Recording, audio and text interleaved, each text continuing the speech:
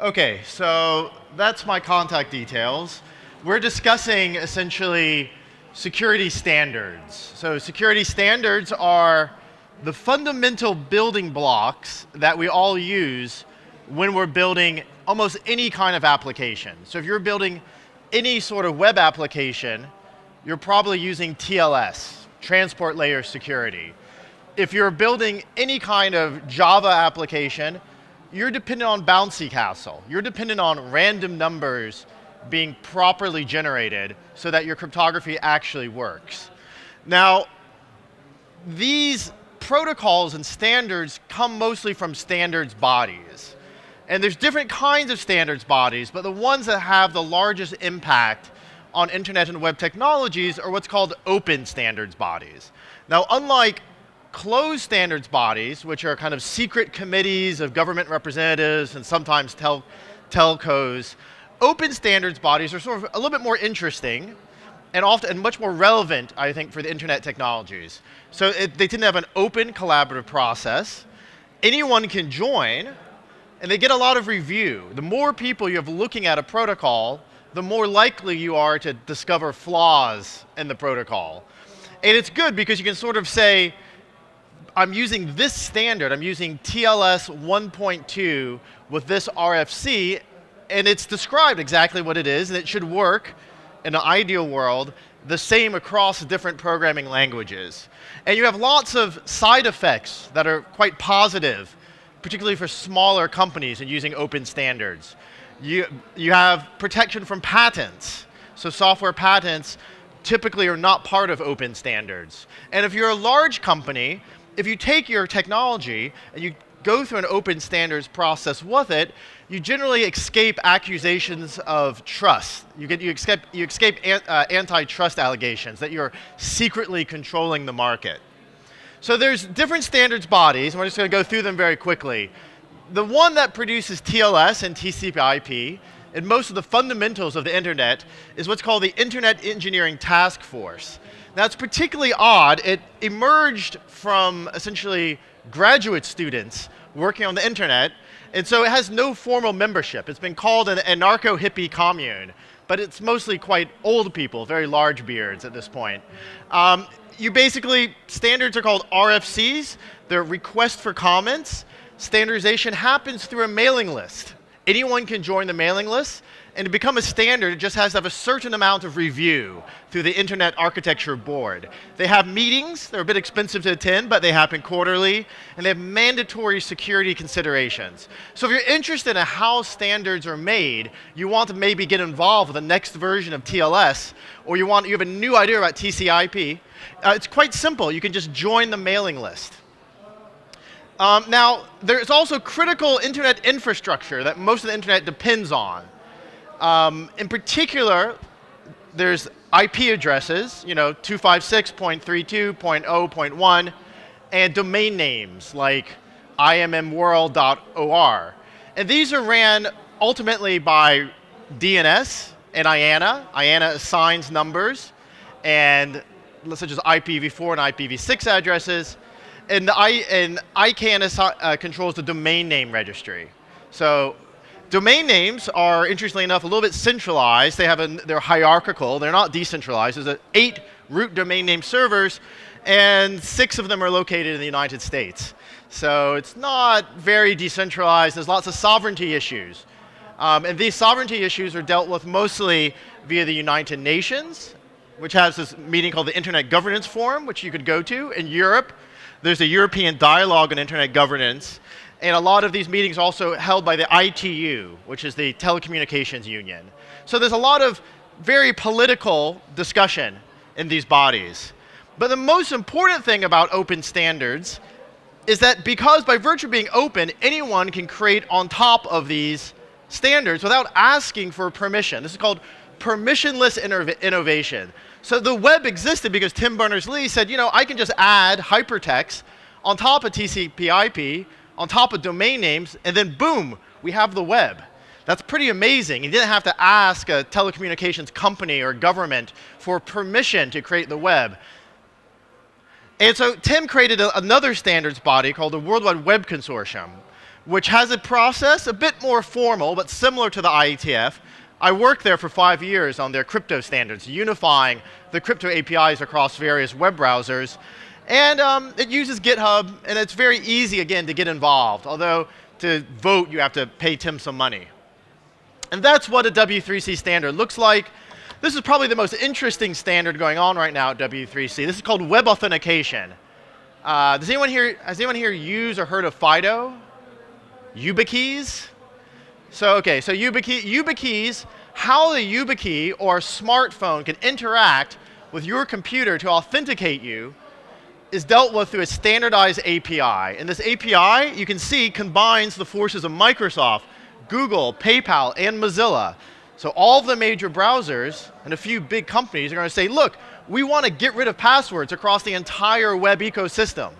We would like to replace passwords with YubiKeys and other authentication mechanisms using cryptography. So we're going to make a standard to do that. And so that's what web authentication is. And again, you have a lot of patents in cryptography, and open standards are very useful to get rid of patents. So patent trolls, these strange companies would try to sue you to say, oh, you're using my patented technology. And they often patent very silly things, such as clicking on buttons.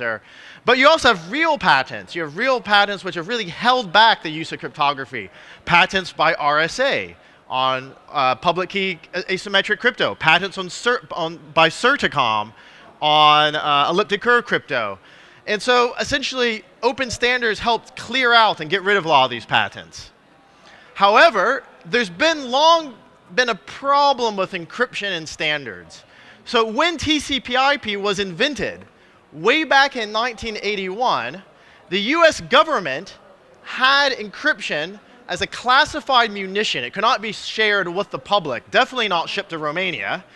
And so Vint Cerf even admitted, he said, when I was working on TCP/IP, I worked with the NSA on the design of a secure version of the internet, but we used classified technology that we couldn't share.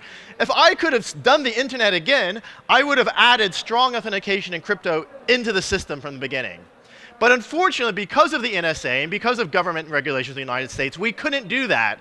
So what you've seen is that every single protocol that we've built, TCP/IP, Telnet, FTP, HTTP, and email is still a mess, SMTP, that you have an encrypted version was kind of bolted on top, usually rather messily, about 5 to 10 years later. So a lot of the security vulnerabilities that we have is because we don't use encryption by default. And also, to be honest, this looks a little bit like Vint Cerf. People in the 90s and these standards bodies, cryptography wasn't well taught. You don't have people like the guy from Veracode teaching people how to design code, much less design complex protocols. So people kept screwing it up over and over again. So even in very standards like TLS 1.2, which most of the world depends on, there's severe flaws. Downgrade attacks that can force bad crypto, which can then be broken. Hash functions, which we know are broken, that we're finding hard to replace. So there's a lot of real difficulty in building cryptographic protocols, and to be honest, people in the 90s were much worse at it than we are today. But it's not just that people don't know what they're doing, is that there was also malicious interference by the US government. And I think it is important. So as a cryptographer, we typically trust NIST. NIST is the National Institute for Standards and Technology. They're in Maryland. And they make crypto standards. AES, that we all use and love every day. All the SHA hash functions. ECDSA, which Bitcoin depends on for digital signatures. All of these are NIST-approved standards. However, what we discovered, and this was before Snowden, is that the random number generator, dual ECDRBG, approved by NIST, actually had a backdoor put in on purpose by the NSA. And this backdoor let any crypto which used this, this random number generator to be broken. This was a sort of secret backdoor. It was not really, the academics sort of noticed this could be possible, but for an outside observer, for most companies or governments, it was really hard. It's very hard to tell if a random number generator actually works. And furthermore, what was even more disgusting is that the NSA paid RSA to put it into their equipment. So that's why, this creates a lot of distrust. So RSA got a few $1 million, and in return pushed broken crypto onto the world. Furthermore, we discovered, due to the Snowden revelations, that Snowden, speaking of Tim Berners-Lee via robot, as obviously he's in Russia, and Tim, I think, was in California at the time, that the NSA actually had a budget to infiltrate standards bodies, which is, as you know, we're all quite open. You can just join the mailing list. So apparently there was some interaction from NSA in the ISO, in W3C for a few years with XML digital signatures, and definitely in IETF and CFRG, which approves the crypto protocols and IETF protocols. There's a lot of NSA interaction. So we don't know exactly what they were doing, but this kind of cast a shadow of doubt over open standards. After all, how do we know this person in this meeting, these are open meetings, isn't some agent that's trying to deliberately weaken the standards that we use in cryptography? And here's one great example. So how many people here heard of or use elliptic curve crypto? Okay, so excellent, so a few people. Elliptic curve crypto is, you can do everything. You can do a normal RSA public key crypto. You can do Diffie-Hellman. It's great stuff, and it's faster with smaller key sizes. Most cryptography, including TLS, is moving over to elliptic curve crypto. However, the curves recommended by NIST are a little bit mysterious. They're a bit slow. They have parameters which were not clear how they were derived. It's claimed that maybe they were something that came from the NSA. And while I personally think that these curves are perfectly okay, I don't think that they're, personally, I would find it doubtful that they would be compromised. That'd be academically, be very alien kind of technology. At the same point, it is dubious how slow they're definitely slow, and it's dubious that the NSA and NIST was involved in them. So what's happened is some cryptographers, this is Daniel Bernstein, have come up and they've produced alternatives to the NIST crypto, Curve 25519 and EDDSA. So these are kind of elliptic curves, which are faster, produced by trusted, if a bit crazy, academics, and which are recommended now to be put in major browsers. Everyone but Microsoft actually uses Bernstein's curves right now. Furthermore, the standards bodies got a bit upset. I got a bit upset. We had to go through all of our old mailing lists and look at all of our interactions with the NSA. And it's not just the NSA, right? There's many other nations with many, Russia, China. Who knows how they're interacting with standards bodies? We know Huawei sends a lot of people to standards meetings all of a sudden. So we had to do a lot of work trying to figure out, well, how can we prevent mass surveillance? How can we make sure that crypto that we use is trustworthy? And then the problem is also, it's not just governments. Companies want to make lots of money, and they're finding it harder and harder to make money. So we saw digital rights management trying to prevent people from copying files, something that I thought was dead in the 90s, come back as a standard. At the standards body I worked for, ran by no one less than the inventor of the web himself, all of a sudden we found Netflix, Microsoft, and even Google pushing DRM, encrypted media extensions. DRM stands for digital rights management. And what it does, and I'm a sensible kind of person. I believe that if I don't want you to copy something, I should be able to prevent that. I don't have a problem with access control. But what I do have a problem with is the use of some technology on my computer which makes it illegal for me to inspect my own computer. As a security researcher, what DRM actually is, it says, oh, we're trying to prevent copying of files.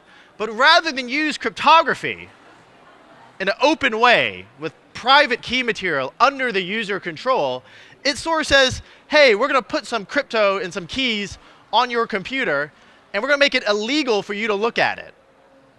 And this backed up by a bizarre law from the United States called DMCA, which I'm sure they bullied Romania into signing. And this was incredibly bad from a security perspective because you can't do security audits. You can't even check the code. And that's my job, is to check the code. So how can I recommend code which I can't check, which is a black box?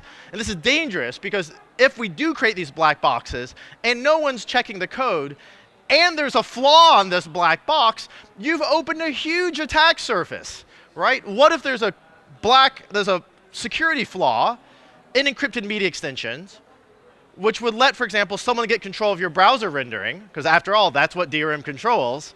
And what if that could be used for, something like a WannaCry attack, some sort of klepto attack, where they use the key material to perhaps encrypt some stuff like your password files, or to steal data from you. You could really see a lot of these standards, if they have holes in them, and they're implemented across all major browsers, they could easily become weaponized in cyber warfare. So this is something that's very dangerous. And so security researchers, Bruce Schneier, Ron Rivest, a lot of people, the best of the crypto researchers from both Europe and the United States and many other places, signed a petition telling W3C not to standardize this, to instead make a deal with the big companies so that we could at least audit that code. And there was even street protest against this. First time I've ever seen. I was in the meeting they were protesting, trying to convince people that we shouldn't standardize this, no matter how much money we need from the big companies, no matter how much the big companies want it, the possible cost to end users and to cybersecurity in general outweighs the gains of protecting some of Netflix's movies from being copied illegally. There's other ways of doing it. Unfortunately, it was ignored and it was pushed through, and so I quit W3C. And I quit W3C, I resigned, because I'm not personally going to be responsible or work with a standards body that's pushing out broken crypto and broken protocols into billions of people's devices.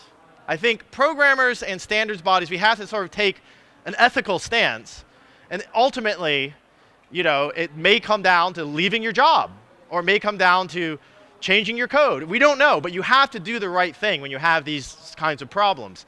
And designing protocols is hard, right? So, keys have to become bigger and bigger. Computational power is skyrocketing. Things that people thought were safe, certain hash functions, that it was impossible for someone to have this much computational power, can now be broken. Provable security is also hard. There's a lot of security proofs claiming that this technology works, this other technology works. But fact of the matter is, all the proofs are done by hand. And there's errors possibly in these proofs. And they're hard to catch. They're very technical to read. Algorithm agility. Oh, let's just use all the kinds of crypto we can, leads to attacks where malicious people can force what's called a downgrade attack. They say, oh, you accept this really, the US government says you have to have bad crypto because then you can say, oh, I want the bad crypto. And you make TLS go down to an insecure cipher suite, then you can break the TLS connection. Lots of legacy algorithms, MD5, lots of broken hash functions out there.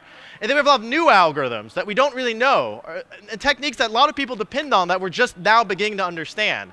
For example, WhatsApp uses the Signal protocol.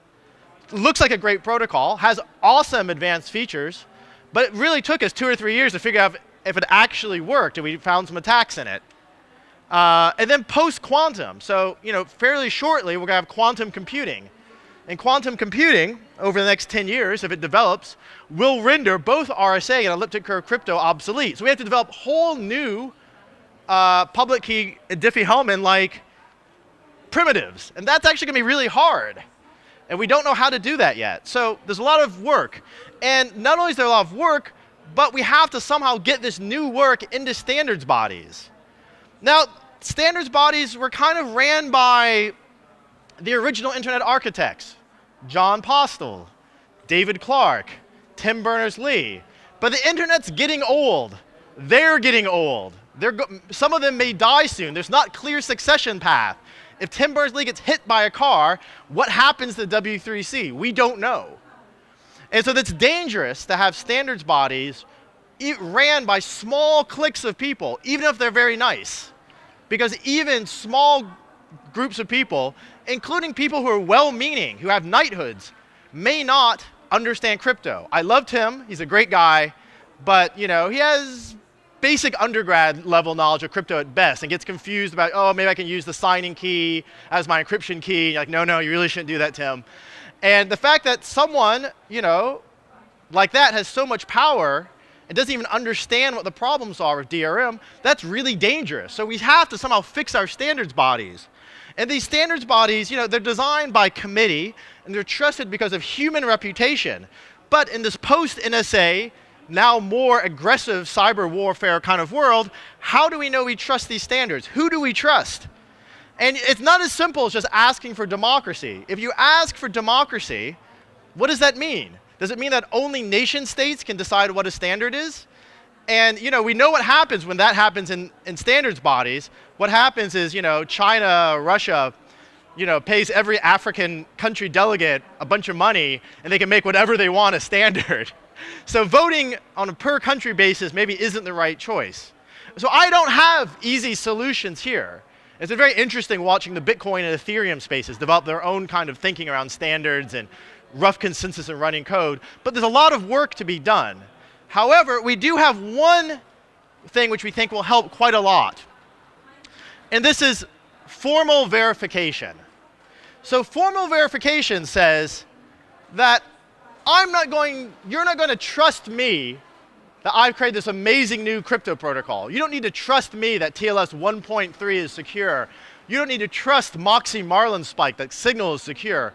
I can produce a proof of security that can be verified both manually and automatically, and it proves that the protocol maintains the security properties that you want it to do. So that's why I left W3C and now work at Inria, which is the French National Research Institute, where we're building kinds of tools to redesign protocols. So we discovered, using these tools, attacks in TLS 1.2, the triple handshake attack being one of them, and we've redesigned TLS 1.3 to get rid of these attacks.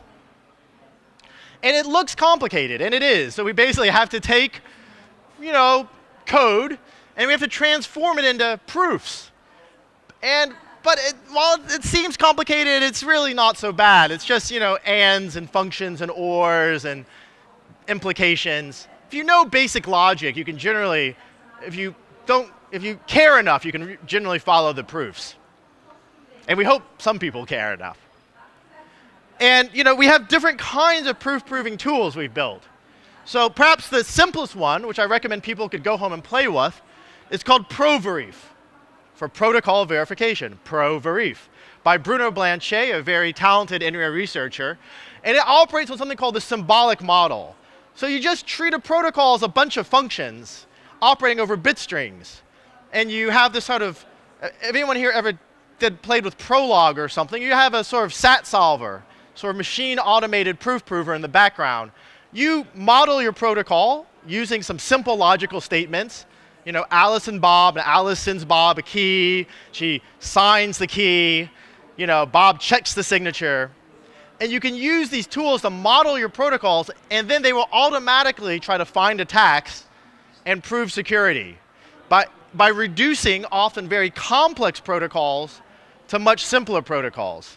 And for computational primitives, let's say you're a super crypto genius and you want to design a new hash function, or you want to design a new kind of post-quantum public key crypto system, we've also built tools that work for these sort of things. This is the computational model, where you have some kind of computational bounded adversary, and we can automate game theoretic proofs in the sort of Goldwasser, Micali style. And you can use tools EasyCrypt, which is actually not so easy, but it's a great name, and CryptoVerif to do this kind of work. And furthermore, we're not just modeling protocols, we want to produce code which can guarantee security. So it doesn't matter, so we can prove this is secure. It doesn't matter if the NSA is on the committee. It doesn't really even matter who's on the committee. It can be scientifically shown that this protocol is correct. And not only is this protocol correct, but that the code you are running implements the protocol correctly. And we can prove that the compiler compiles correctly from the protocol. And this is a new language funded mostly by Microsoft and worked at as a joint initiative between Microsoft Research and Inria called F*. If you remember F#, it's like the next version. So F star can take code that describes protocols and compile it down to C, and soon even JavaScript. We can also do the same thing with JavaScript and Proverif using the ProScript compiler by Nadeem. And this lets us basically create formally verified code which is clearly backdoor free. And we can actually see this code now in production-ready systems. CryptoCat, a secure messaging application, which is famous for being broken a while back, has now been redesigned using JavaScript with formally verified secure messaging. TLS now has a formally verified library, and even Mozilla is starting to use some of our code. So again, what we hope to do is we can't fix all the standards, but we can prove mathematically that they're correct. We can reduce the trusted computing base, get rid of libraries that have flaws like OpenSSL, and replace them with formally verified cryptographic libraries. We could even right now we're working on using these technologies to formally verify blockchains, because after all, there's a lot of money on a bunch of C code right now. And we've seen how errors in smart contracts have led to huge hacks on Ethereum. We want to increase the speed. Formally verified code tends to be slower, but we could want to be able to make it so that instead of having to hand optimize assembly code, we want to be able to produce optimized assembly code automatically. So if you found this talk interesting and you're really excited by formal verification, the conference you should go to is in January. It's called Real World Crypto, and we'll all be there talking about the latest and greatest code that we've and other people have been making. Or you can always visit us in Paris at Inria. So if you have any questions or any concerns, just ask them away. That's all my contact email.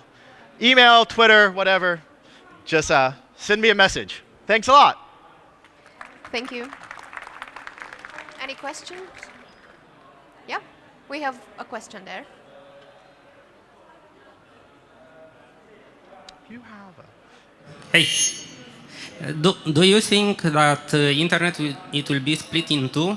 Let's say some part secured internet and some part unsecured? Yeah, so the internet was actually split in two in, I think, 1984, when the US military split Milnet, which was the military version of the internet, from ARPANET. That being said, no, I don't think the current internet we have will be split in two, because we need to, the power of the internet comes from the fact that we can all communicate with each other. And if we can only communicate with half each other, it's sort of silly. What I think we need to do is we need to upgrade all of the standards bit by bit by replacing the crypto and fixing the broken standards from the 90s that we're all still using. And then over time, essentially, we can make a single secure internet. Now, at a certain point, we will probably have to stop communicating with people that don't use encryption properly, but we should give people some time to upgrade. I would say this stuff takes much longer than you expect. I would say 10 years at least. But I do think something like that will be necessary. So that's kind of like a cutoff date for upgrading your protocols. But right now it's too early. We're still fixing the protocols and fixing the code. Thank you. Thank you. Okay, thanks a lot.